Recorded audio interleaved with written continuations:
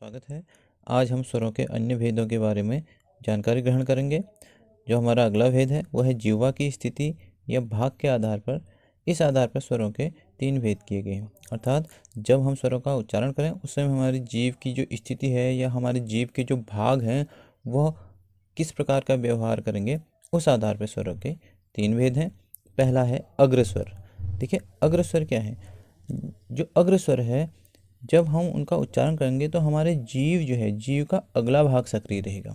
जो हमारी जिह्वा है उसका अगला भाग सक्रिय रहेगा, अर्थात जो जीव है वो कुछ आगे की ओर सरकती है और जो जीव का अगला भाग है वो थोड़ा सा उठ जाता है।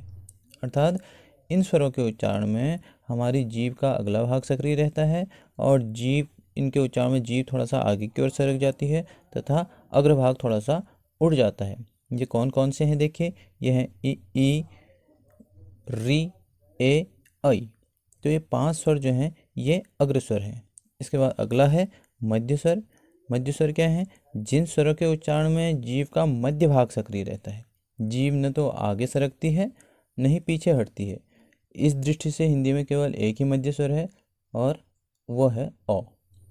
अर्थात मध्य स्वर अ के उच्चारण में हमारी जीभ न तो आगे की ओर जाएगी न ही पीछे की ओर जाएगी, वह मध्य में स्थिर रहेगी और वह स्वर है अ।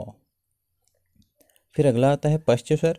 पश्च स्वरों के उच्चारण में देखिए जीभ का जो भाग है वह पिछला भाग, अंत का भाग जो है वह थोड़ा सा उठ जाता है। ऐसे स्वरों के उच्चारण के समय जीभ थोड़ा सा पीछे की ओर सरक जाती है।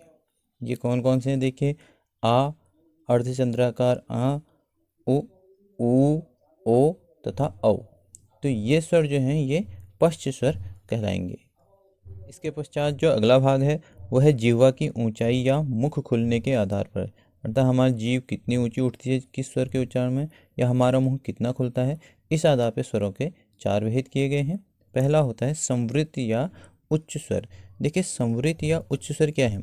जिन स्वरों के उच्चारण में हमारा मुख द्वार, हमारा मुंह जो है वह लगभग बंद रहता है, जब मुख बहुत कम खुलता है, ऐसी स्थिति में उच्चारित होने वाले स्वर संवृत स्वर कहलाते हैं। मतलब हमारा मुंह जो है इन स्वरों के उच्चारण में लगभग बंद रहता है। ये कितने हैं देखिए, ई, उ, री। अर्थात ये 5 स्वर जो हैं ये संवृत स्वर कहलाते हैं। अगला है अर्ध संवृत स्वर या उच्च निम्न स्वर। देखिए जिन स्वरों के उच्चारण में हमारे मुंह का द्वार आधा बंद रहता है, उच्चारण के समय जिह्वा की ऊंचाई अर्थात जीभ की ऊंचाई संवृत की तुलना में कम रहती है। के उच्चारण में हमारा मुंह जो है आधा बंद रहता है। कौन कौन से हैं? ए और ओ। ये 2 स्वर अर्ध संवृत स्वर हैं। अगला है विवृत स्वर। विवृत स्वर क्या है? जिन स्वरों के उच्चारण में हमारा मुंह जो है पूरा खुल जाता है। देखिए इन्हें विवृत या निम्न स्वर कहते हैं। जब मुख सर्वाधिक खुला हुआ होता है तब विवृत स्वर का उच्चारण होता है। स्वरों में आ इसी श्रेणी में आता है, अर्थात जो विवृत स्वर है सिर्फ एक है और वो है आ। आ के उच्चारण में हमारा मुंह सबसे अधिक खुलता है, इसीलिए इसे विवृत स्वर कहा जाता है। फिर अंतिम और चौथा भेद है इसका अर्ध विवृत या निम्न उच्च स्वर। देखिए अर्ध विवृत स्वर जिन स्वरों के उच्चारण में हमारा मुंह जो है आधा खुलता है। जब मुख विवृत स्वरों से थोड़ा कम खुला होता है अर्ध विवृत स्वर कहलाते हैं। अ, ऐ, औ इसी श्रेणी के स्वर हैं। अ हो गया, ऐ हो गया, औ। तो ये 3 स्वर अर्धविवृत स्वरों का जो अगला भेद किया गया है वो मुख की मांसपेशियों की दृढ़ता के आधार पर किया गया है। इस आधार पर स्वरों के 3 भेद किए गए हैं। पहला भेद है शिथिल स्वर। देखिए जिन स्वरों के उच्चारण में मुख की मांसपेशियों में कम तनाव या कम कसाव रहता है, अर्थात जब हम इन स्वरों का उच्चारण करते हैं तो इन स्वरों के उच्चारण में हमारे मुख की मांसपेशियां कम खिंचती हैं, इनमें कसाव कम रहता है, तब स्वरों का स्थिर उच्चारण होता है। ये कौन कौन से हैं देखिए, अ, ई, उ। अर्थात ये 3 स्वर जो हैं ये शिथिल स्वर कहलाते हैं।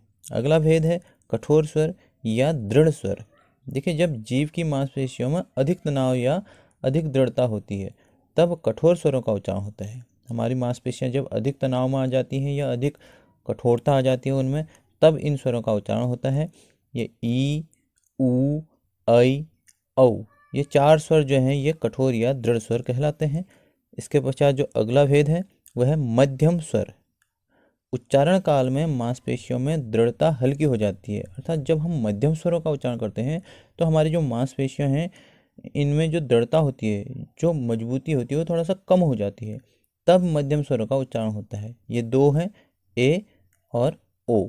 इन दो स्वरों के उच्चारण में हमारे मुंह की मांसपेशियों की दृढ़ता थोड़ा सा कम हो जाती है। स्वरों का जो अगला भेद किया गया है वो जाति के आधार पर किया गया है। इस आधार पर स्वरों के दो भेद हैं। पहला है सवर्ण या सजातीय स्वर, दूसरा है असवर्ण या विजातीय स्वर। देखिए, सवर्ण या सजातीय स्वर किन्हें कहा जाता है? जब जिन स्वरों के उच्चारण में हमारी जीभ जो है अंदर अनेक प्रकार के प्रयत्न करिए, जिन स्वरों के उच्चारण में हमारी जीभ मुंह के अंदर अलग अलग प्रकार के प्रयत्न कर रही है जिन्हें बोलने के लिए, और जिस वर्ण के समान प्रयत्न होता है हमारी जीभ द्वारा या मुंह के अन्य अवयवों द्वारा, जिस वर्ण के उच्चारण में जब दो एक जैसे वर्णों के उच्चारण में या अलग अलग दिखने वाले वर्णों के उच्चारण में हमारे मुंह के अंदर एक ही जैसा प्रयत्न हो रहा हो उनको उच्चारण करने में, तो ऐसे वर्ण जो हैं या ऐसे स्वर जो हैं वो परस्पर सवर्ण या सजातीय स्वर कहलाते हैं। जैसे अ और आ है, दोनों के उच्चारण में हमारी जीभ की स्थिति एक ही जैसी होती है। ई है, ऊ है, इसके अलावा री है और री है। इनके उच्चारण में क्या होता है, हमारी जीभ की स्थिति या हमारे अंदर जो भी प्रयत्न किया जा रहा है जीभ द्वारा वो एक ही जैसा होता है। तो ऐसे वर्ण सजातीय वर्ण या सजातीय स्वर, ऐसे स्वरों को सजातीय स्वर कहा जाता है। फिर दूसरे असवर्ण या विजातीय स्वर हैं, अर्थात ये विजातीय हैं, असवर्ण हैं, तो ये सवर्णों के विपरीत गुणों वाले होते हैं। और ऐसे स्वरों को देखिए, जैसे अ है, ई है, अर्थात दोनों जो है अलग अलग स्थान से उच्चारित होंगे। दोनों का उच्चारण करने में जो हमारे मुंह के अंदर जो क्रिया हो रही है, जो प्रयत्न हो रहा है, वो अलग अलग प्रकार का हो रहा होगा, इसलिए इनको विजातीय या असवर्ण स्वर कहा गया है। ई और ऊ हैं, ऊ और ई हैं, ए ऐ है, ओ औ है, ये सब असवर्ण या विजातीय स्वर कहलाते हैं। अब स्वरों का जो अगला भेद किया गया है वह है प्रकृति के आधार पर। ये हमारे स्वरों का अंतिम भेद है। इस आधार पर स्वरों के दो भेद माने गए हैं। पहला है अननुनासिक या निरनुनासिक और दूसरा है अनुनासिक या सानुनासिक। देखिए, अननुनासिक जिन स्वरों के उच्चारण में हमारे मुंह से जो हवा निकलती है वो नाक से न निकल करके केवल मुंह से निकले, अर्थात जिन स्वरों के उच्चारण में हमारे जो वायु है हमारे मुंह के रास्ते बाहर निकलती है, उन स्वरों को निरनुनासिक या अननुनासिक स्वर कहा जाता है।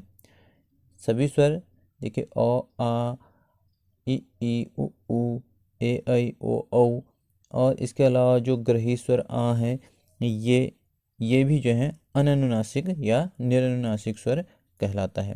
दूसरा है अनुनासिक या सानुनासिक। देखिए, अनुनासिक स्वर क्या है? जिन स्वरों के उच्चारण में जो वायु है वो हमारे मुंह के साथ साथ नासिका से भी निकले, नाक और मुंह एक साथ, नाक से और मुंह से एक साथ निकले वायु जिन स्वरों के उच्चारण में, उन्हें अनुनासिक या सानुनासिक स्वर कहा जाता है।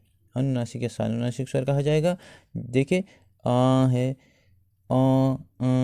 आदि जिन स्वरों के ऊपर चंद्र बिंदु होता है, किसी भी स्वर जिस स्वर के ऊपर चंद्र बिंदु होगा, देखिए एक ग्रही स्वर होता है उसके ऊपर अर्धचंद्र होता है, जैसे ये है हमने लिखा था, ये अर्धचंद्र है, इसमें बिंदा नहीं होता है।